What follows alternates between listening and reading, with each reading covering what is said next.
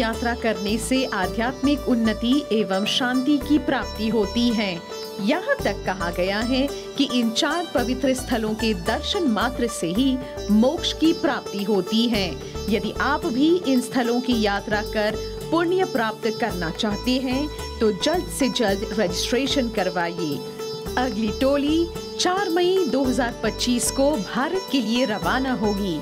इस संस्करण में चेन्नई, तिरुपति, त्रिची, पलानी, मदुरई, रामेश्वरम, कन्याकुमारी, केरला, कोची से मुंबई पर 4 दिन आप क्रूज पर बिता पाएंगे तथा शिरडी साईं बाबा और मुंबई जा पाएंगे।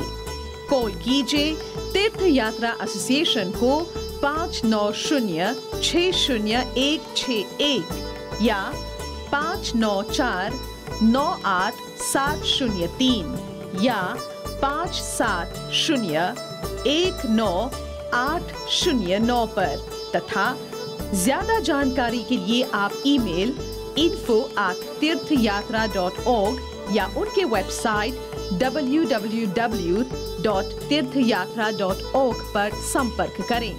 तीर्थ स्थलों का यात्रा कर आप भी अपने जीवन को सफल कीजिए।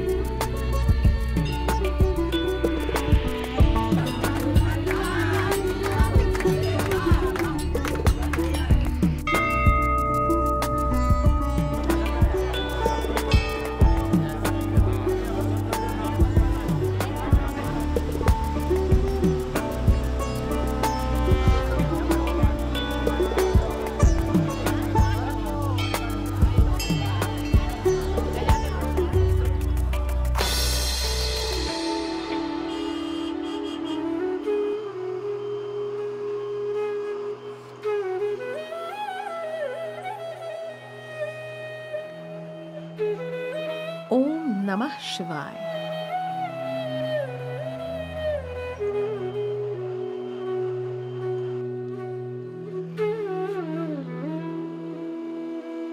हिंदुओं के 4 धामों में से एक धाम बद्रीनाथ धाम है, जो भगवान विष्णु को समर्पित निवास स्थल है।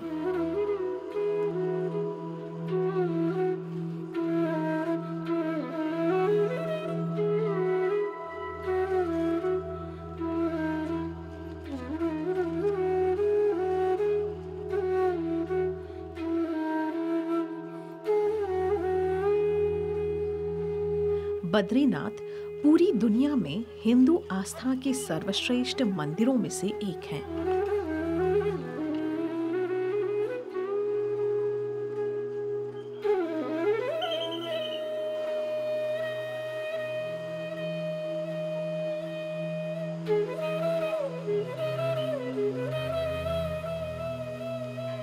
हमारे पीछे अभी है बद्रीनाथ मंदिर। नर और नारायण पर्वत श्रृंखलाओं की गोद में अलकनंदा नदी के बाईं तरफ से आदि तीर्थ बद्रीनाथ धाम श्रद्धा व आस्था का अटूट केंद्र है। ये तीर्थ हिंदुओं के लिए 4 प्रमुख धामों में से एक है।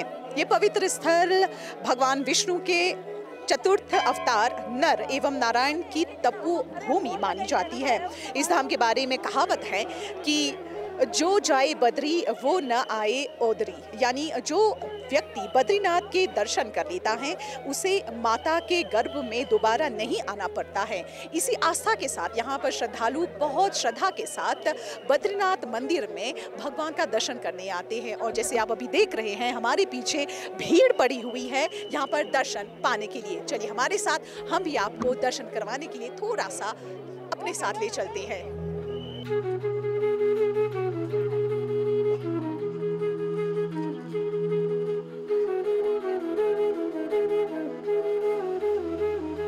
ये भारत के उत्तराखंड राज्य में अलकनंदा नदी के बाएं तट पर नर और नारायण नामक 2 पर्वत श्रेणियों के बीच स्थित हैं।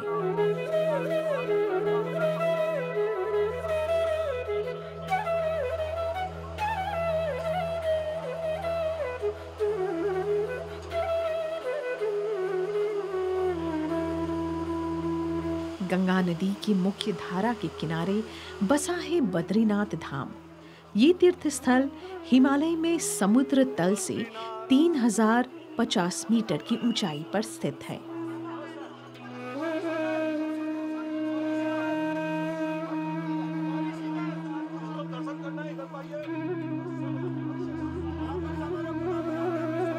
आज तीर्थ यात्रा एसोसिएशन के साथ मिलके भक्त 4 धाम की यात्रा को पूर्ण करने के लिए अपने दिन की शुरुआत कर चुके हैं।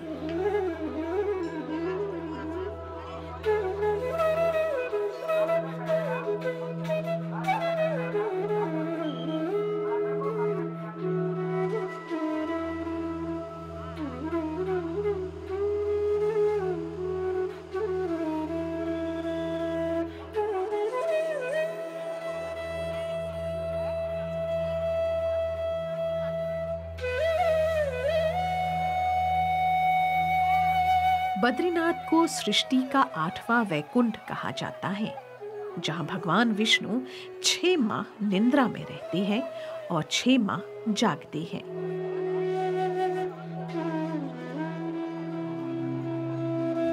जय बद्री विशाल। मेरा नाम पंडित भास्कर पुरोहित, बद्रीनाथ धाम, जिला चमोली। और इस धाम की मर्यादा मैं बताऊं आपको, शास्त्रों में लिखा गया है, बहु निषंत तीर्थानी दिवो भूमि रसा सुचो बद्री से चित्त तीर्थम न भूतो न भवितो। तो इसके से तीर्थ न था, न होना है, न होगा। भारतवर्ष के 4 धामों में सबसे बड़ा धाम बद्रीनाथ है। सतयुग का धाम बद्रीनाथ, त्रेता का धाम रामेश्वरम, द्वापर का धाम द्वारिका और कलयुग का धाम जगन्नाथपुरी। ये चारों दिशाओं में 4 धाम। ये उत्तर का धाम है। यहीं से युधिष्ठिर लोग, पांडव लोग स्वर्ग गए थे, स्वर्गारोहणी की तरफ गए थे। 4 धामों में सबसे बड़ा धाम यही है। सामने आपका नर पर्वत है, जिसमें मंदिर है, ये नारायण पर्वत है। और जो गर्म पानी का कुंड आपने देखा, भगवान ने वहीं पर तप किया। वहाँ पर शास्त्रों में लिखा गया है, एतत् पंचशिला मध्ये शुद्धो बद्रिकाश्रमे आशानाम मध्ये यतदानम देवानाम अपि दुर्लभम। 5 शिलाओं के मध्य में भगवान का शुद्ध बद्रिकाश्रम है, जिसमें देवता लोग भी दान पुण्य करने के लिए तरसते हैं। ये मंदिर की स्थापना 800 साल पुरानी है। शंकराचार्य ने इस मंदिर की स्थापना करवाई है। ये शंकराचार्य द्वारा 3री स्थापना है। इससे पहले भी 2 बार स्थापना हो चुकी है। किन्हीं कारणों से मूर्ति को, जैसे एक बार में खतरा हुआ तो नदी में डालना पड़ा, फिर शंकर भगवान ने, एक बार ब्रह्मा द्वारा स्थापित हुई। ये 3री बार की स्थापना शंकराचार्य ने की है।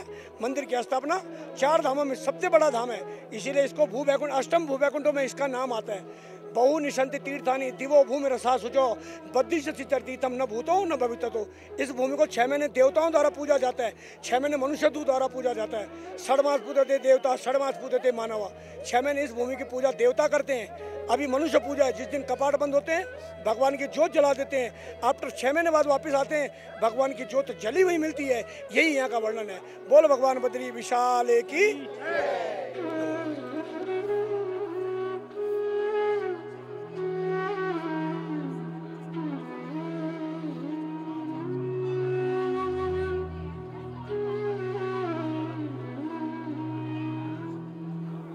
चार धामों में से पहले बद्रीनाथ धाम में हर साल लाखों श्रद्धालु विश्व भर से दर्शन करने के लिए आते हैं। इसी प्रकार तीर्थ यात्रा एसोसिएशन के तीर्थयात्री अपने 3रे धाम पहुंचे।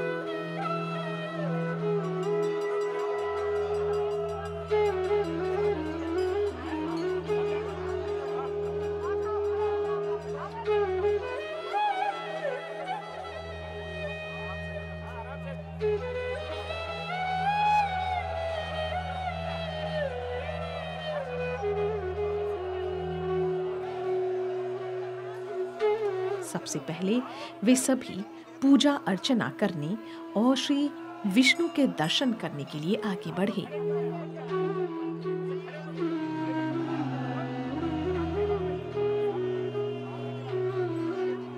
हम पुणे महाराष्ट्र से है।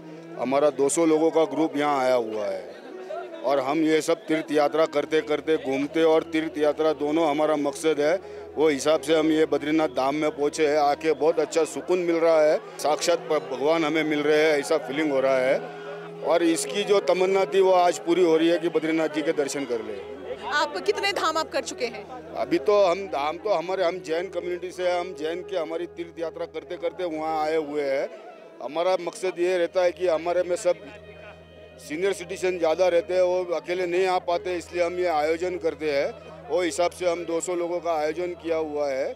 वो हिसाब से हम ये घूमते घूमते पिकनिक प्लस तीर्थ यात्रा के रूप से हम ये आयोजन करते हैं। कितने घंटे लगे यहाँ तक आने के? हम यहाँ कसौनी से आने को हमको 12 घंटे लगे हैं। हम बस है, हमारी 8 बसें हैं साथ में, हमारे साथ में कैटरिंग भी साथ में।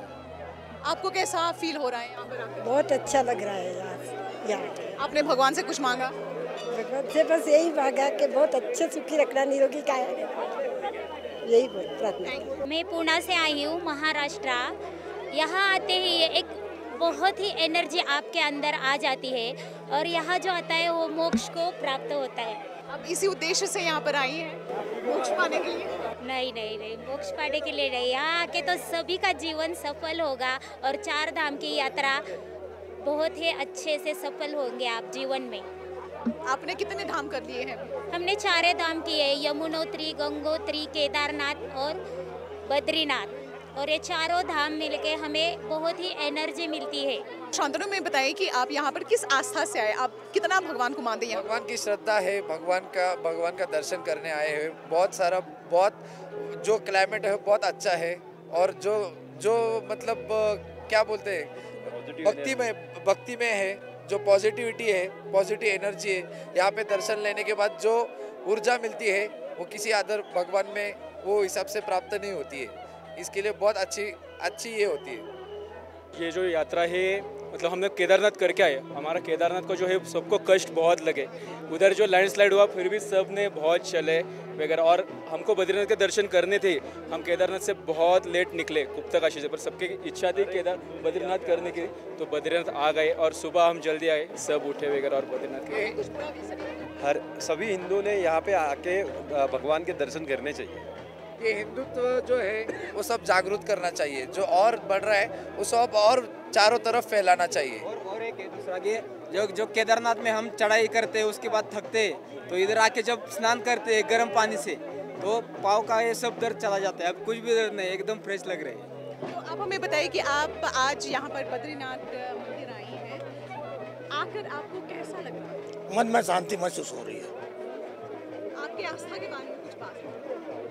भगवान नर नारायण ने यहाँ पर भगवान महादेव की तपस्या की थी, उसको दर्शन करना है। और महादेव भगवान नर नारायण के प्रार्थना को सुनकर कैलाश में विराजे हैं, केदारनाथ में। आपने भगवान से क्या मांगा? सबके लिए सुख शांति। और अब यहाँ से कहाँ जाएंगे आप? यहाँ से केदारनाथ जाने का विचार है। बहुत अच्छा, बहुत शांति मिला। एक बार आना चाहिए। आपको कभी लगा था कि आप यहाँ पर आपको ये मौका मिलेगा यहाँ पर आने के लिए? दोबारा मौका मिला है। हाँ, आने का। यानी कि ये तो डबल सौभाग्य। हाँ, ठीक है। और आप लोग कितने बार यहाँ पर आए हैं? मैं पहली बार आई हूँ। पहली बार आई हूँ। मन का सुकून मिला, आराम मिला। ऐसा यात्रा बार बार हो। यहाँ पर आकर आपने क्या क्या देखा? कहाँ गए यहाँ पर? हम लोग गरम कुंड गए, पहले तो मंदिर में दर्शन किए, फिर गरम कुंड में स्नान किया, फिर पूजा पाठ किया नीचे, फिर अब लौटेंगे। और यहाँ पर जब आप आ रही थी किससे आई? बस से आई ना? हाँ, बस से आई। नज़ारा कैसा था यहाँ? नज़ारा मंगलमय था और चारों तरफ भक्तों का मेला लगा था। ये पहली बार ये पहाड़ी से हम आए हैं, बहुत अच्छा लगा। पहली बार सफ़र कर रही हूँ तो भारत ही में पैर पड़ गया, पहली बार, वो भी 4 धाम के लिए। मन बहुत खुश हो गया। यहाँ आकर आप कहाँ गई? यहाँ पर गरम धूप, माता के दर्शन दिए पहले, फिर गरम कुंड में नहाने गए, फिर यहाँ आए। और जब यहाँ पर आ रही थी, आप पहाड़ी इलाके से आ रही थी, बस जो है वो काफ़ी मुश्किल सड़क से आई। जी, कठिन था, बहुत कठिन था, पर सफलता प्राप्त हुआ माँ के कृपा से। आपने भगवान से क्या मांगा? सभी को, सबके खुशी और हमारे मॉरिशस देश को सफलता प्राप्त हमेशा रखे।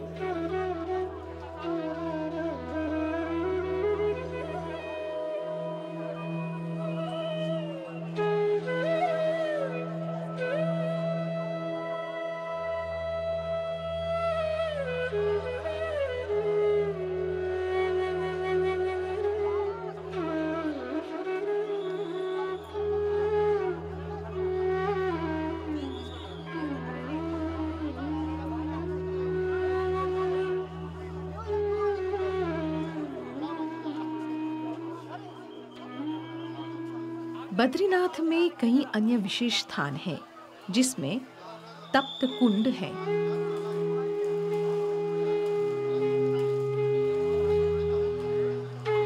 ये एक समतल चबूतरा है जिसे ब्रह्म कपाल भी कहा जाता है।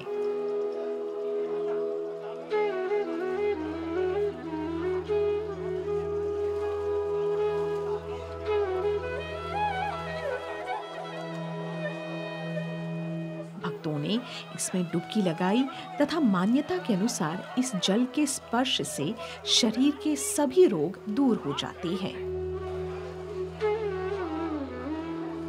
Un voyage combien de milliers de kilomètres nous venons là. Ça déroule de sacré extraordinaire et bénéfique, extraordinaire.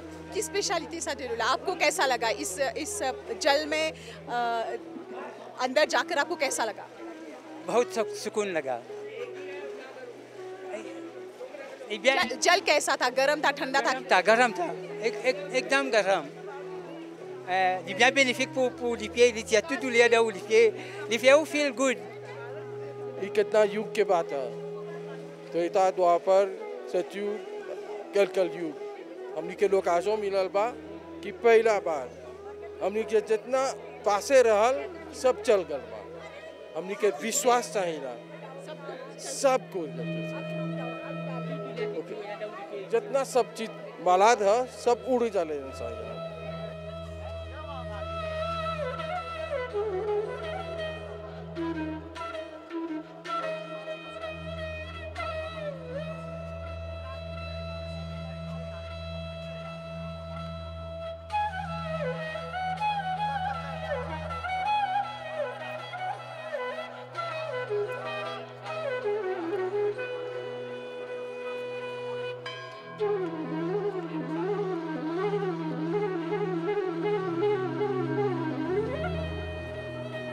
Badrinath धाम पहुंचने पर यहाँ पर अलग अलग जगहों पर हमें एक चीज देखने को मिला, जो है रुद्राक्ष।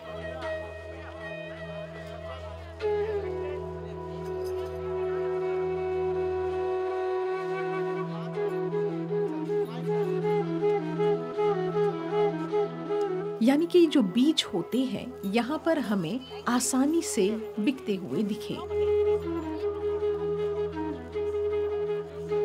कोई कहता है कि ये नेपाल से है, तो कोई कहता है कि ये हिमालय की गोद से लाया गया है, जिसमें कई मुख हैं और जो आपके भाग्य में है वो आपको मिल जाता है।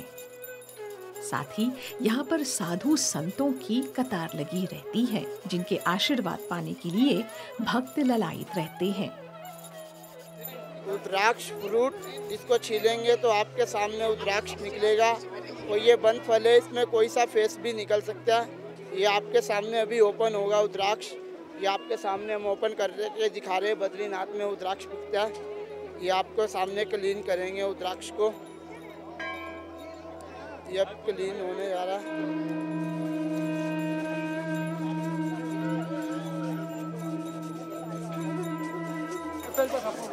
Five, 1, 2, 3, 4, 5 पंचमुखी रुद्राक्ष। ये पंचमुखी रुद्राक्ष जो है हम किस चीज के लिए?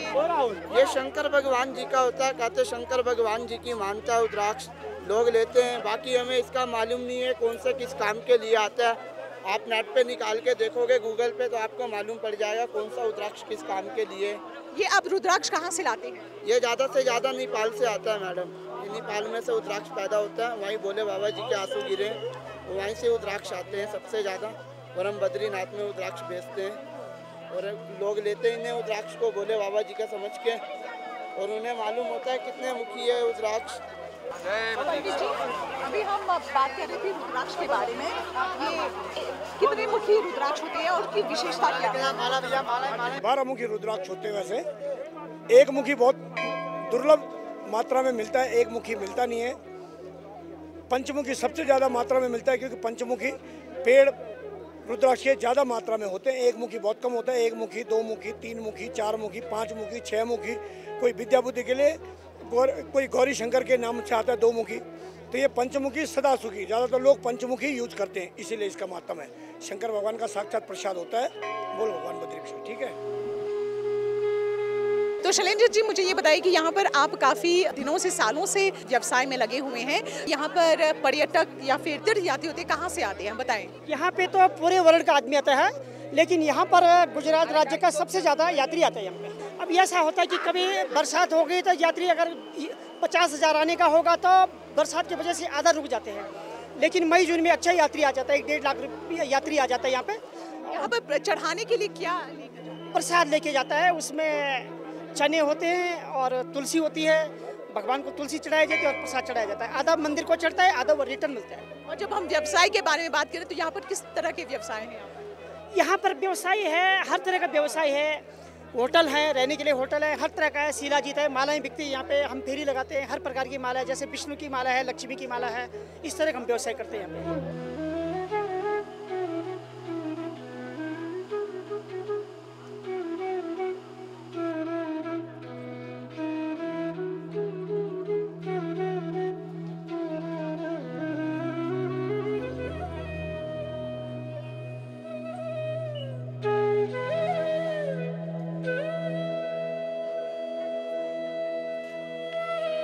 अब हमारी इस यात्रा का अगला चरण महादेव के निवास केदारनाथ है।